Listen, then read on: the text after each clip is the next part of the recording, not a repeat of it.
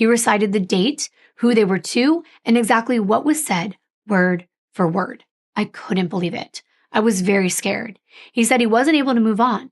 He was dated, but nobody was me. He said he thinks about me constantly and he can't watch the TV shows that we watched together, hear the songs that we liked, the names we would call each other, or even the smell of vanilla, or he has panic attacks. I sat there with him for about 20 minutes or so. In my mind, I wanted to neutralize the situation. I thought maybe I could make him see me as a neutral person, that maybe these things would stop. It terrifies me that he's been obsessed with me for 9 years. Can't move on, cries and throws tantrums. He's malicious, highly intelligent, and focused on harming me. End quote.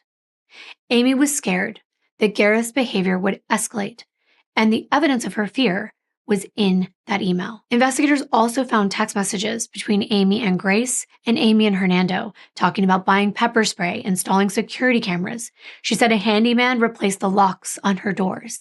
Amie also texted Robert on January 18th and said, quote, I ran into my scariest ex last night of 10 years. He yelled at me in public and then acted really crazy and told me how obsessed with me he was. I tried to de-escalate him. Things he said were very scary. I took safety measures today, but realistically scared for my safety. My anxiety isn't bad now. I just realistically think something could happen to me, end quote. She also messaged Hernando to say Gareth found her phone number and had reached out to her. Now, this was after they saw each other at the awards.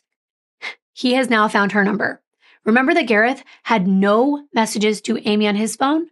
Well, Amie had several recent messages from Gareth on her phone. Literally the morning after that award show, January 17th at 11:51 a.m., Gareth texted Amie, quote, I interneted your number. I recognize it now that I see it, if I'm allowed to text, end quote.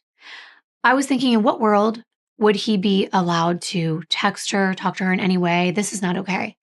Amie responded with what I call a butt message, a butt text, where you are not meaning to, but there's just a bunch of jumbled up letters and words that don't make sense.